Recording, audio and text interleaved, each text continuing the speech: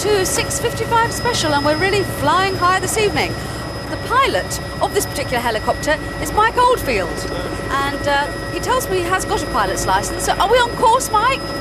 Yep, we're just coming into Pebble Mill now. I can see the football field. They put a little cross there. I think we didn't really have to go to these lengths just to introduce your record of 5 miles out.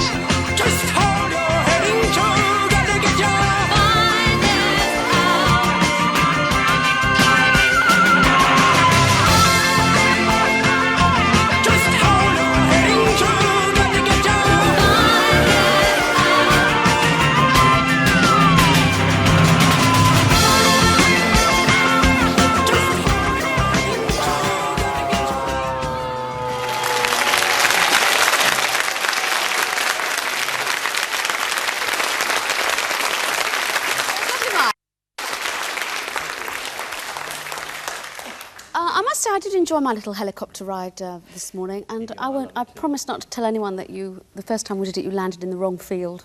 Oh, well, actually, I landed in the Oldfield. if you pardon me. Terrible joke. You've been dying to get that one in all day. Mike, 5 Miles Out was based on an incident that actually happened to you, wasn't it? Yes, when we were on a tour of Spain, my group and I were flying from Barcelona to San Sebastian, and we flew over the Pyrenees, and we'd got a misleading weather forecast. We were actually flying into a really big area of thunderstorms, and the type of plane we were in was not equipped to handle those conditions. For a start, it didn't have any de-icing equipment, which means that if the plane starts to ice up, collects ice, you usually spray alcohol or puff the wings up so that it breaks the ice. Didn't have any of that. It also didn't have any oxygen, so it meant that we couldn't fly over the top of the storm. So we were actually stuck in this storm, and of course we started icing up. At one point, I remember the pilot, I remember very well, he was called Clive, not Clive. He had the throttles completely closed and we were going up still, like that. So it lasted for about an hour. Everybody was praying, and we really thought we were going to die. It was, you know, fantastic experience to actually come out of that storm into the sun, and that's what the cover represents, us coming out of the storm. What an amazing experience there, as you say, which you put on record then. But just to sort of change the tone completely, last year you became the first rock musician to be given the freedom of the City of London, didn't you? Right, yeah. Why did they pick you? Well, they wanted to do a celebration for the royal wedding. It's part of a festival of the City of London, and it was in the Guildhall Square, and I did a concert there with my band, a live concert, free concert. And I believe as a result of that, plus work that I've done for charity and for the money that I bring into the City of London, they gave me the freedom. What does it mean, getting I mean, it's something you keep reading about, someone's been given the freedom of the city. What does it actually mean? Well, it has certain advantages in that you can, which date back to the Middle Ages, which you can drive your sheep across London Bridge. But the only thing I've discovered is that the Americans have moved London Bridge to somewhere in the desert. To Arizona, I think. I have to take my sheep over there in order to drive them across it. Also, if you were ever to be hanged, you could be hanged by a silken thread, couldn't you, as opposed to a rope? Yes. All these wonderful things. Mike, 10 years ago you started recording Tubular Bells. Yes, so it's a sort of anniversary. almost to the day, in fact. It's incredible. Yeah. And I gather you're actually thinking of redoing it. Well, I don't know whether it's ever been done before, whether they've ever remade an album, but every time I listen to it, I think, oh, that doesn't sound right.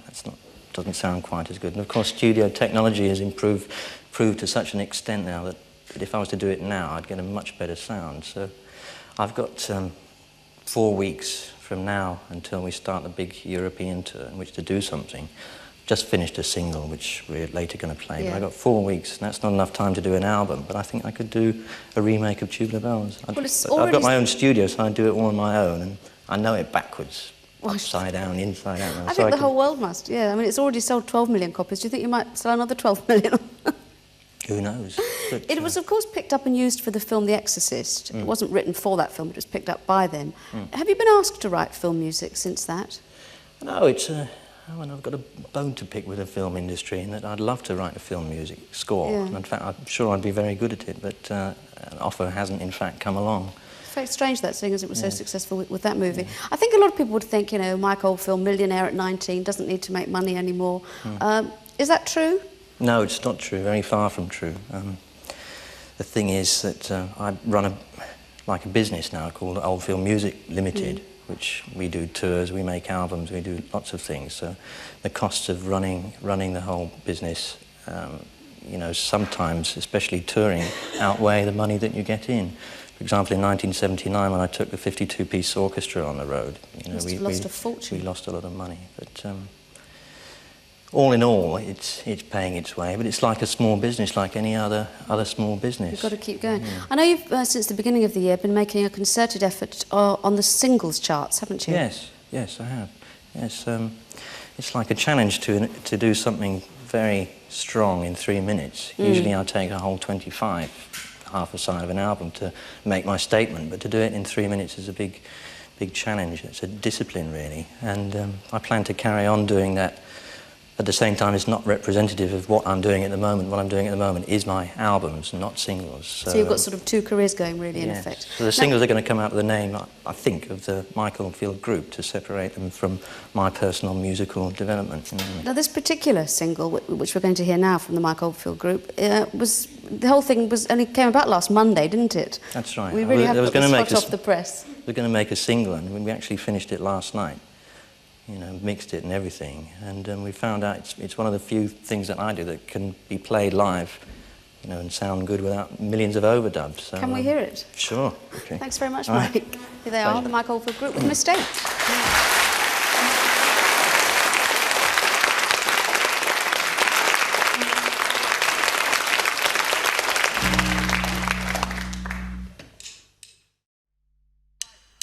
It was a mistake under the weather.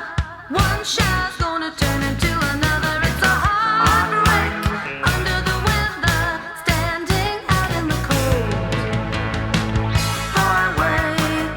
It's Friday, rain hammering on your window. I hate cheap lightning. You reach for the telephone. Mistake under the weather. One shot's gonna turn into another. It's a heartbreak under the weather. Standing out in the cold. Heartbreak for blue skies. Rain hammering on your window, on your way. You wonder why you're standing on your own. Mistake under the weather. One shot's gonna turn into another. It's a heartbreak under the weather. Standing out in the cold. And talking on the radio. You never know how to say anything sublime that could be on your mind. Just to vanish in a tragical way. Get lost in dreaming. Rain hammering on your window. Try to catch the meaning. You're dancing on your own. Mistake under the weather. One shot's gonna turn into another. It's a heartbreak under the weather. Standing out in the cold. And talking on the radio. You never know how to say anything sublime that could be on your mind. Just to vanish in a tragical way.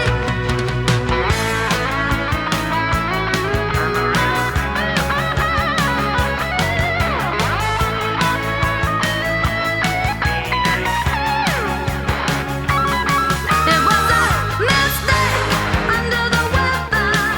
One shot's gonna turn into another. It's a heartbreak under the weather. Standing out in the cold. It was a mistake under the weather.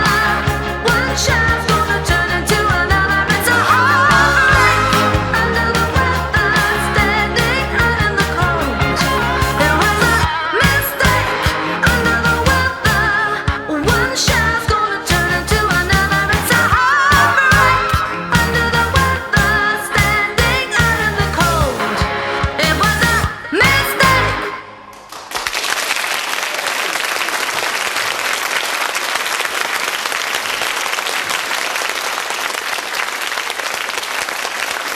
Fresh out of the recording studio there, the Mike Oldfield Group and Mistake.